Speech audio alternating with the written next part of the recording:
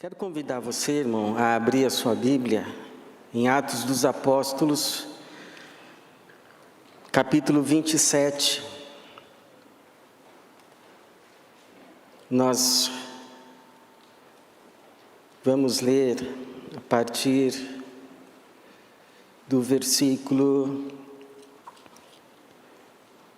de número 9. Atos 27, a partir do versículo 9.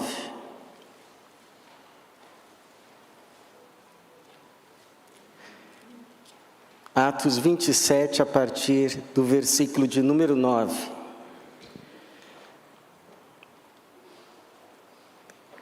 Quarta-feira a gente está também falando sobre oração, respondendo perguntas sobre oração.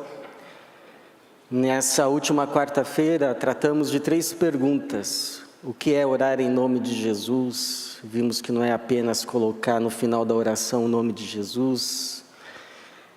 Vimos o que é orar no Espírito e vimos também por que orar, se Deus já sabe tudo. Mas talvez você tenha os seus questionamentos a respeito de oração, então você pode pôr sua pergunta também lá no Interceder para Integrar. Mas eu falei com o Gabriel, ele vai estar preparando também um link, onde você pode entrar numa área mais privativa e fazer a sua pergunta, que talvez seja assim de cunho muito pessoal. Então, quarta-feira, vamos estar conversando sobre essas questões e vai estar conosco também uma irmã que já trabalha no Ministério de Oração de uma igreja já há 30 anos. Já pensou que é dirigir por 30 anos um Ministério de Oração? Vai estar aqui conosco também, você está convidado. Mas Atos 27, a partir do versículo 9, diz assim: decorrido muito tempo, e tendo a navegação se tornado perigosa, porque já havia passado o jejum, Paulo os advertiu, dizendo-lhes: senhores, vejo que a viagem trará avaria e muita perda, não só para a carga e para o navio, mas também para a vida de todos nós. Mas o centurião dava mais crédito ao piloto e ao dono do navio do que ao que Paulo dizia. E como o porto não era próprio para passar o inverno, a maioria deles foi da opinião que de lá seguissem viagem para ver se de algum modo podiam chegar ao porto de Fenícia, em Creta, voltado para o sudoeste e nordeste, para ali passarem o inverno. Soprando o vento sul de forma amena, e supondo eles terem alcançado o que desejavam, levantaram âncoras e foram costeando Creta, bem de perto. Mas não muito depois desencadeou-se a partir da ilha um vendaval chamado Nordeste. O navio foi lançado para fora do curso, e sendo-nos impossível navegar contra o vento, cedemos à sua força e nos deixamos levar. Chegando perto de uma pequena ilha chamada Cauda, foi com dificuldade que conseguimos segurar o bote salva-vidas, que então foi recolhido, e usando-se os meios disponíveis para preservar o navio, amarraram-no com cordas, temendo que fossem lançados em Sirte e encalhassem, baixaram as velas e se deixaram levar. Como fomos violentamente atingidos pela tempestade, no dia seguinte, começaram a jogar a carga ao mar. E ao terceiro dia, com as próprias mãos, lançaram fora a armação do navio. O sol e as estrelas não apareceram durante muitos dias. Como ainda continuávamos sendo atingidos por uma grande tempestade, acabamos perdendo toda a esperança de sermos salvos. Depois de passarem muito tempo sem comer, Paulo se pôs de pé no meio deles e disse: senhores, devíeis ter me ouvido e não ter partido de Creta, para evitar esta avaria e esta perda. Agora vos aconselho que não vos desanimeis, pois não se perderá vida alguma entre vós, mas somente o navio. Porque esta noite me apareceu um anjo de Deus, a quem pertenço e sirvo, dizendo: Paulo, não temas, é necessário que compareças perante César, e Deus te deu a vida de todos os que navegam contigo. Portanto, senhores, tende coragem. Senhor, te agradecemos por esse texto da tua palavra, preservado até hoje, pelo teu Espírito, pela tua providência. E pedimos que, nesta noite, o mesmo Espírito que o inspirou, sopre sobre nós o seu sopro, e por meio dele traga ânimo, coragem, vida para a nossa vida, a despeito de lutas, de sabores, que cada um aqui possa viver, atravessar, experimentar. Nesta noite o Senhor se digne de, mais uma vez, falar com o teu povo, com a tua igreja, e nos abençoar mais uma vez, para a tua glória, em nome de Jesus. Amém. Não temas, não temas.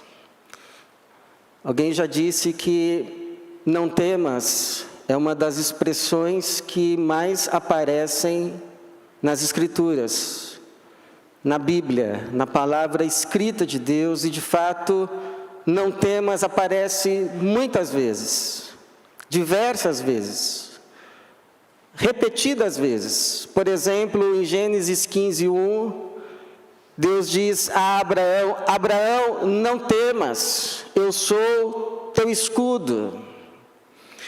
Quando Josué assume o lugar de Moisés e recebe a incumbência de introduzir o povo na terra prometida, o Senhor lhe diz: não te ordenei isso, esforça-te e sê corajoso, não tenhas medo, nem te assustes, porque o Senhor teu Deus está contigo, por onde quer que fores. No Novo Testamento também aparece muitas vezes esta expressão, e uma delas é quando um pai aflito de nome Jairo recebe a notícia que a sua filhinha de 12 anos já faleceu, e não adianta mais incomodar o mestre, já não há mais humanamente o que fazer. Jesus, contudo, se volta àquele pai desesperado de nome Jairo e diz: não temas, crê somente. Marcos capítulo 5, 36. E nesse texto que lemos, quando Paulo está sendo levado preso até Roma de navio, esse navio é acometido por um tipo de tufão chamado Nordeste, e eles são então lançados em alto mar, ficam à deriva. Por mais que se esforcem para tomarem um rumo da navegação, é impossível lutar contra o vento, contra a tempestade. Já chove há 3 dias, há 3 noites, não aparece mais o sol, não aparecem mais as estrelas, de modo que eles se desesperam e ficam desesperançados da vida. Não há mais esperança, já foi feito tudo o que se podia fazer, não há melhoras, não há sinal de que as coisas vão melhorar, de modo que no verso 20 é descrito aquilo que eles viviam: o sol e as estrelas não apareceram durante muitos dias, como ainda continuávamos sendo atingidos por uma grande tempestade, acabamos perdendo toda a esperança de sermos salvos. Já chegou nesse ponto aqui,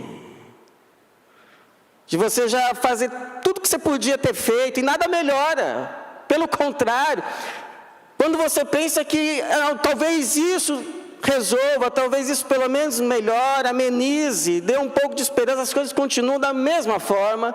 Acontece uma coisa que te mostra, não mudou nada, continua a mesma coisa, e você começa a ficar desencorajado, desanimado.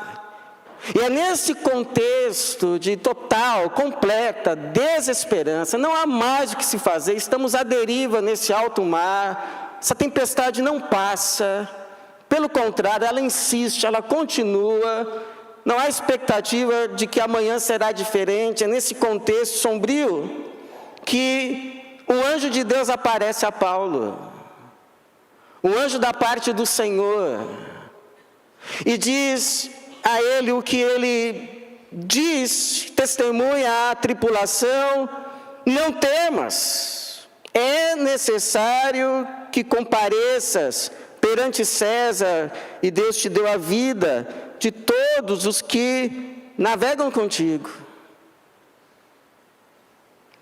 Quem sabe Deus não te trouxe aqui hoje, você pensa que você veio porque qualquer outro motivo. Não, eu vim porque eu tinha que cantar hoje no coral, por isso que eu vim. Não, eu vim porque o fulano me chamou. Não, eu vim porque hoje é domingo, eu vou na igreja domingo mesmo, por isso que eu vim. Quem sabe Deus não te trouxe aqui hoje para te dizer o que Ele repetidamente diz aos seus ao longo de toda a história do seu povo, da sua igreja: não temas. Tenha coragem. Não perca o ânimo. Não temas. E aí você diz assim: bom, pastor, e que razão eu tenho? Que motivo eu teria para, depois de tudo que eu já fiz, depois de tudo que eu já passei, tanto esforço, tantas lágrimas, que elas parecem já ter secado, que motivo eu ainda teria para acreditar em qualquer mudança? Em qualquer mudança de rumo, em qualquer melhora, em qualquer nova perspectiva?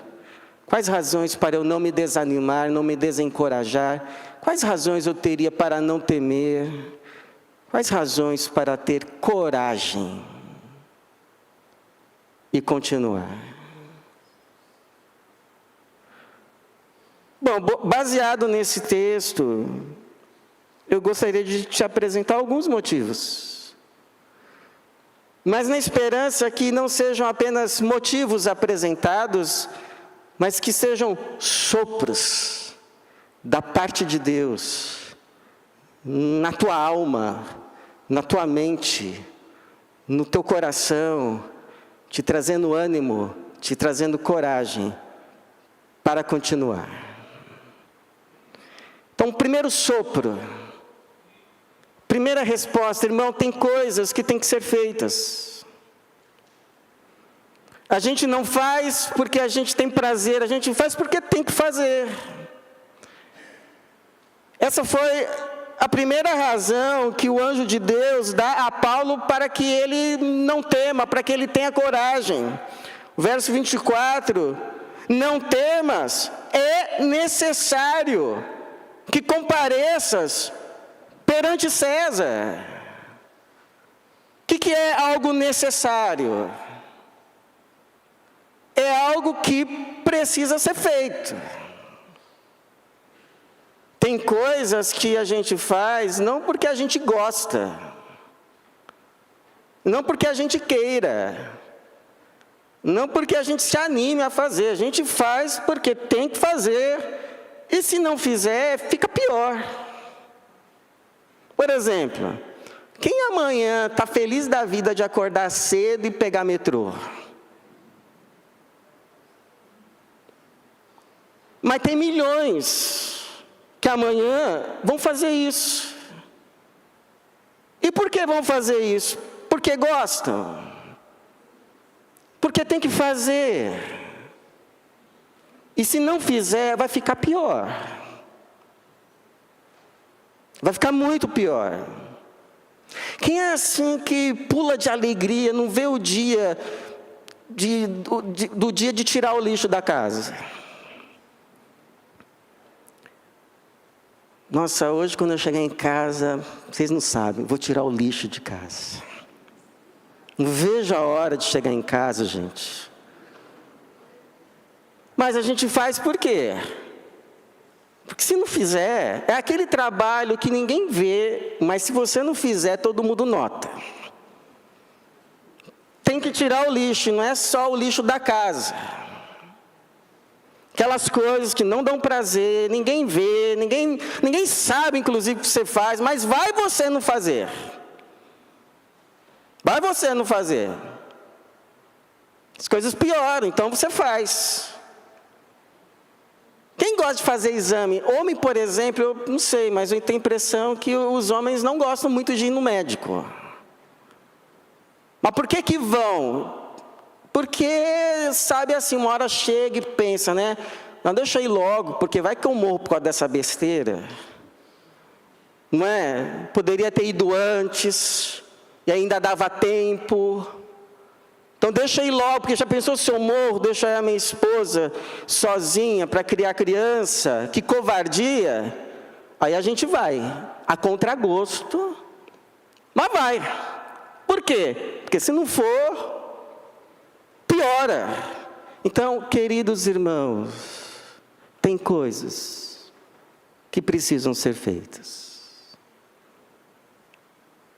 para não piorar as coisas.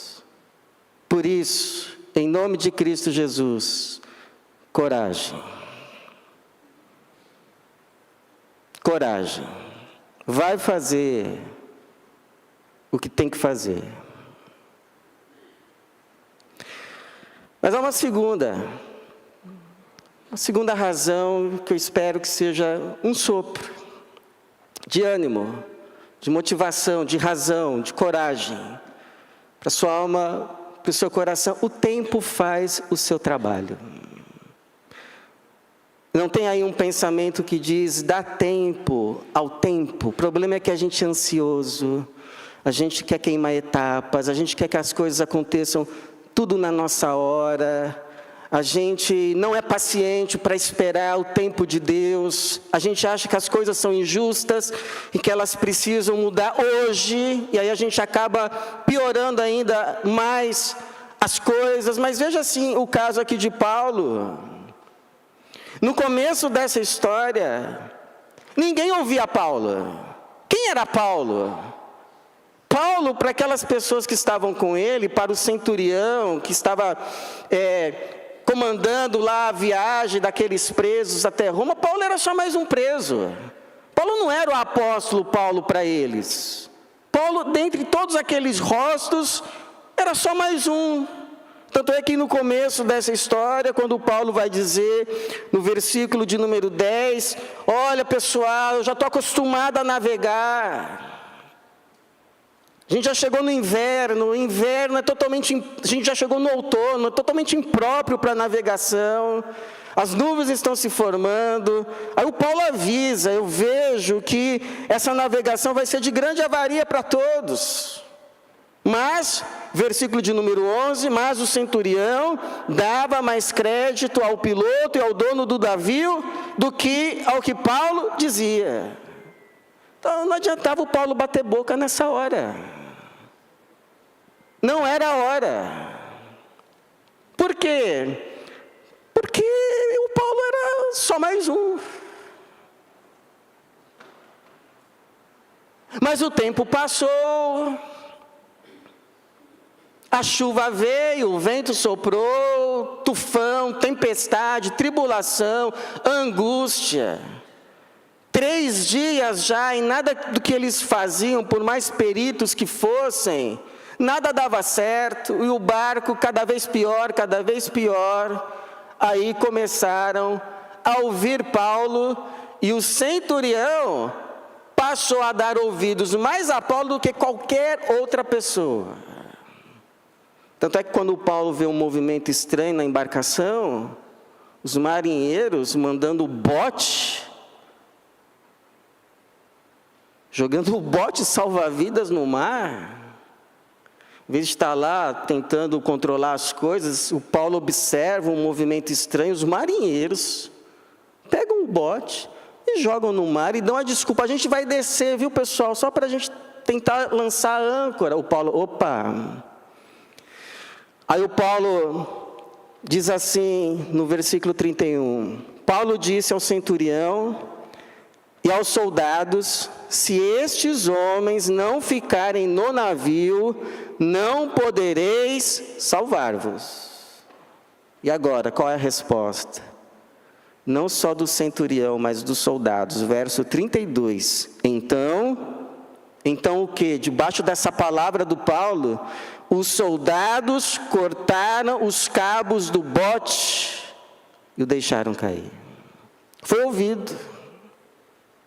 Foi ouvido pelo centurião e pelos soldados. Então, há tempos de humilhação que precedem tempos de honra, de exaltação. Mas é necessário, nesse tempo de humilhação, ter paciência. Até que o tempo faça o seu trabalho, mostre quem você é. Não é tempo para querer se impor, não é tempo para você querer fazer valer e provar o seu valor à força, porque você pode ser ainda mais humilhado. É tempo para o quê então? É tempo para você continuar fazendo o que Deus te confiou a fazer. Todo dia, fielmente, porque Deus está vendo. Deus está vendo, e confiando a Ele o seu amanhã, confiando a Ele o seu futuro, até que se cumpra aquilo que diz 1 Pedro 5,6, portanto, humilhai-vos sob a poderosa mão de Deus. Humilhar debaixo da poderosa mão de Deus não é só se derramar no chão e começar a chorar, implorar também, mas humilhar-se debaixo da poderosa mão de Deus é dizer: Senhor, ok, amém. Eu aceito essa fase, eu aceito esse momento. Eu não vou me rebelar, eu não vou me revoltar. Eu vou continuar te servindo, eu vou continuar fazendo o que é bom, eu vou continuar sendo fiel. E o meu futuro está nas tuas mãos. Isso é se humilhar. Debaixo da poderosa mão de Deus. Portanto, humilhai-vos sob a poderosa mão de Deus, para que Ele, não você, para que Ele, a seu tempo, tempo de quem? Seu tempo? A seu tempo, o tempo dele, o tempo certo, vos exalte. Então é necessário esperar, irmãos, e confiar no Senhor, para que ao seu tempo Ele nos exalte. Ele sabe exaltar, viu? Ele sabe exaltar. Louvado seja o nome dEle. Tem uma terceira razão. A hora que seja um sopro do Espírito. Deus pode tocar no coração de pessoas a teu favor. Deus pode fazer pessoas se lembrarem de você. Deus pode fazer pessoas pensarem em você. Deus pode fazer pessoas gostarem de você. Porque não tem assim, não tem, por exemplo, você não pode dizer assim para mim: pastor, fulano de tal, não sei porque não gosta de mim. Fiz nada para ela, fiz nada para ele, não gosta de mim. Agora, você também não pode dizer assim: em compensação, o outro fulano, eu também não fiz nada e gosta de mim. Sabe o que é isso, irmãos? É graça de Deus, como aconteceu também com o Paulo. A gente não falou no começo, Paulo, quem era Paulo naquele navio? Só mais um preso. Mas Deus estava vendo. E sabe o que Deus faz? Deus toca no coração do centurião. E o centurião se simpatiza com o Paulo. Se simpatiza com ele. Porque olha só o que diz o versículo de número 3. No dia seguinte, chegamos a Sidom e Júlio, tratando Paulo com bondade. Por que ele trataria Paulo com bondade? O texto só diz isto. Júlio, o centurião, tratando Paulo com bondade, ou seja, com graça, permitiu-lhe ir ver os amigos e receber deles o suprimento de suas necessidades. Pura graça, pura bondade. E não parou aqui. Aqui, olha, não tinha acontecido ainda nada, viu? O Paulo ainda não tinha dado aquele conselho, não tinha havido tempestade, não tinha acontecido nada. Eles estavam entrando no navio, sabia-se que a navegação seria longa. Talvez Paulo tenha solicitado, olha, estou sem suprimento, mas eu conheço alguns amigos que podem me ajudar. E o centurião olha para ele por um motivo que ninguém explica. Vai, meu amigo. Permite. E aí depois vem toda a tempestade, toda essa luta. E aí quando o navio está para já afundar, os soldados temem que os prisioneiros pulem e escapem a nado. E eles decidem, faz o seguinte, pessoal, vamos passar a espada em todo mundo. Assim ninguém foge, porque se aqueles prisioneiros fugissem, quem seriam mortos quando chegassem em Roma seriam os soldados. Então, nessa hora, melhor eles do que a gente. Passa a espada em todo mundo. E quem estava no meio lá de todo mundo? O Paulo.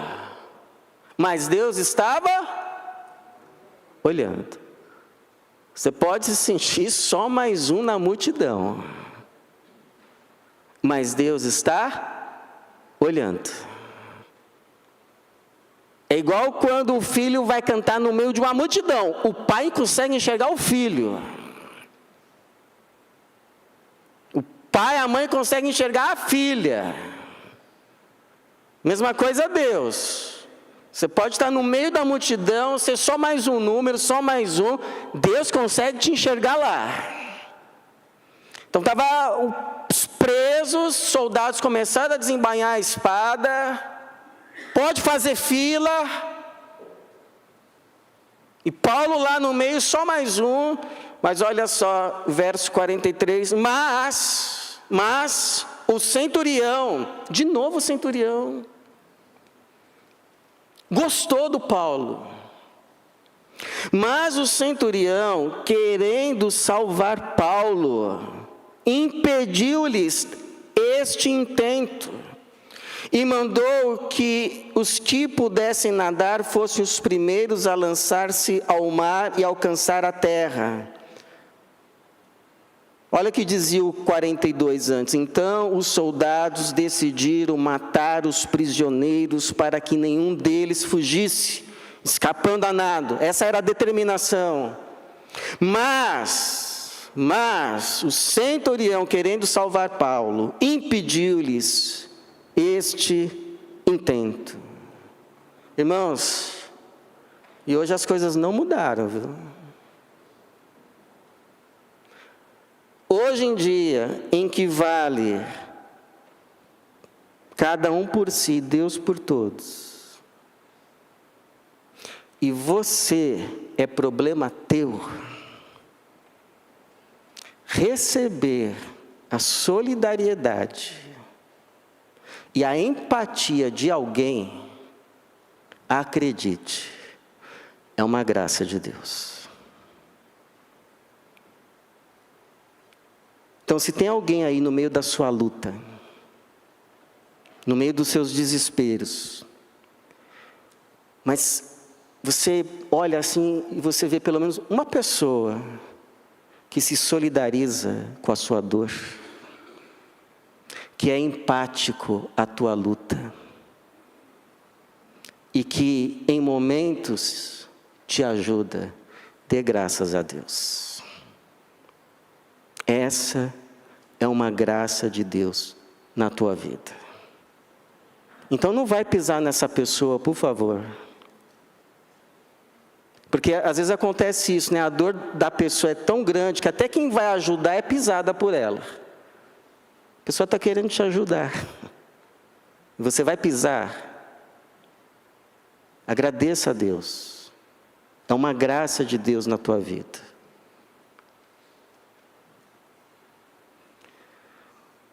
E um último sopro. Um último sopro.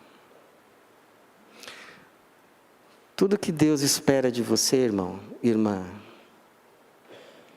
é que você seja fiel.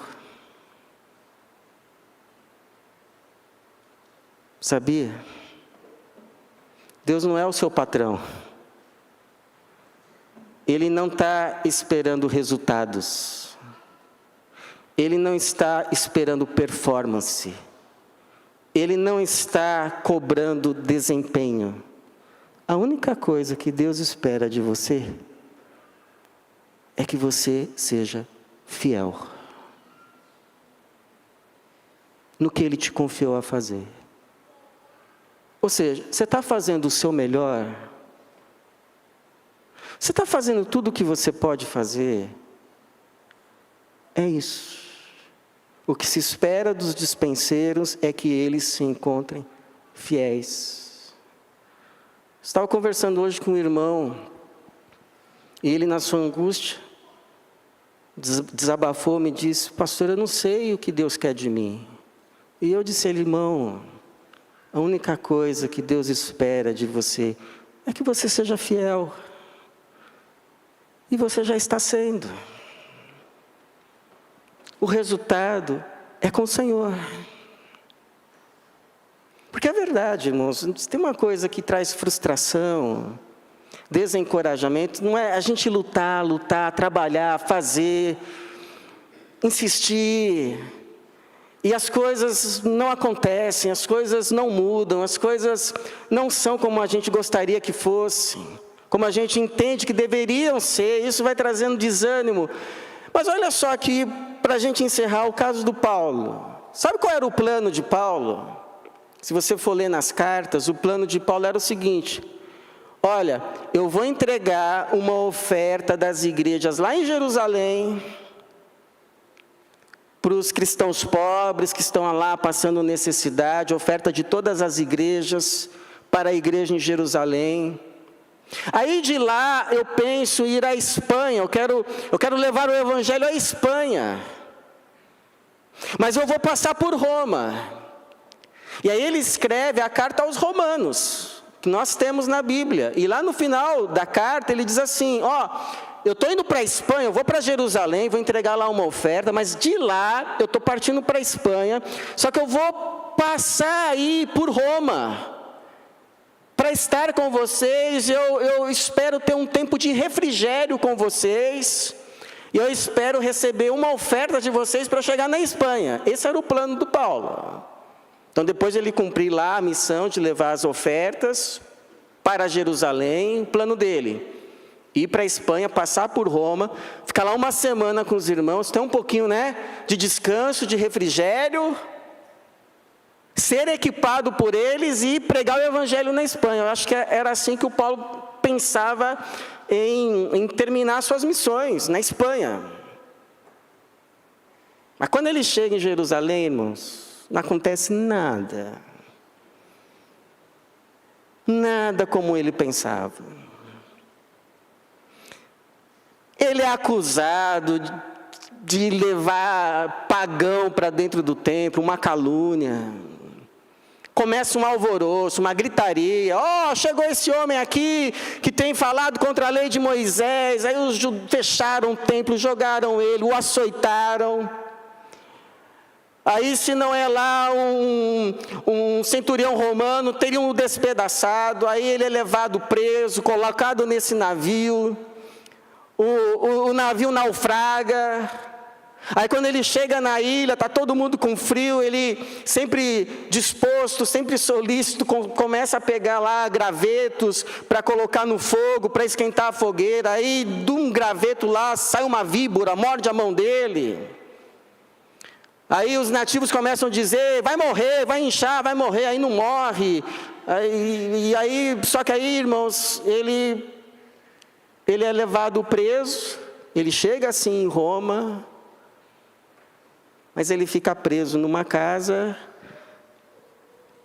algemado numa corrente, a sua mão direita algemada ao braço esquerdo de um soldado romano numa casa. Aí você pergunta, e o que o Paulo fez? Jogou a toalha. Jogou tudo para cima. Disse, não adianta, nada dá certo. Nada acontece como eu quero, eu luto. Onde eu vim parar? Numa casa, estou algemado aqui, minha mão direita, com o braço esquerdo de um soldado romano. Vou fazer outra coisa da vida. Você acha que o Paulo falou isso? Olha como termina o livro de Romanos, de Atos. Verso 30 e 31. Paulo morou durante 2 anos inteiros na casa que havia alugada, porque ele era uma prisão domiciliar. E recebia a todos que o visitavam, pregando o reino de Deus e ensinando as coisas concernentes ao Senhor Jesus Cristo, com toda a liberdade, sem impedimento algum. Era do jeito que ele queria? Não era. Mas isso não foi impedimento para ele continuar fazendo o que Deus o chamou para fazer. Pregando o reino de Deus e o evangelho de Jesus Cristo. Sua recompensa? Poder chegar no final da vida e dizer: combati o bom combate, terminei a carreira, guardei a fé. Desde agora a coroa da justiça me está reservada, a qual o Senhor, justo juiz, me dará naquele dia, e não somente a mim, mas a todos os que amarem a sua vinda. Aleluia. Louvado seja o Senhor. Há recompensa maior para a alma crente? Irmão, sabe o que eu percebo? É que na história de Abraão, de Moisés e de Paulo, as coisas não foram nada fáceis. Nada fáceis. Mas sabe o que acontecia? De tempos em tempos Deus aparecia. E soprava. Aí eles recobravam o ânimo, continuavam, de modo a poder terminar a vida dizendo: combati o bom combate. Terminei a carreira. Guardei a fé. Desde agora a coroa da justiça me está reservada, a qual o Senhor, justo juiz, me dará naquele dia, e não somente a mim, mas a todos os que amarem a sua vinda. Estava conversando essa semana com um pastor, eu oro por ele, porque ele é muito esforçado. E eu sei que o ministério dele não é fácil, então eu oro por ele, e estava conversando com ele terça-feira, e ele estava feliz. Ele me disse assim: você não acredita, eu comecei um trabalho e um casal de uma seita se converteu, uma seita aí que não acredita que Jesus é Deus, não acredita na Trindade, mas uma seita difícil. Mas esse casal se converteu e na boda deles, o rapaz olhou para a mulher e disse assim: meu amor, eu sei que a gente só vai permanecer se Deus nos ajudar, mas Deus Pai, Deus Filho e Deus Espírito Santo. E ele falou assim que aquilo foi uma alegria tão grande. E eu falei assim: puxa, essas coisas é que nos animam a continuar. Deus tem a sua forma de animar cada um, de soprar em cada um. Ele sabe também como soprar em mim. e vai também soprar em você. A minha oração, irmãos, é que o Senhor sopre coragem, não para você fazer o que você quer fazer, mas para você fazer aquilo que Ele te chamou para você fazer. Em nome de Jesus. Por isso termino com as palavras de Paulo, após ele ter sido encorajado, soprado pelo Espírito de Deus. Portanto, senhores, tende coragem. Que assim seja, que Deus nos abençoe. Amém.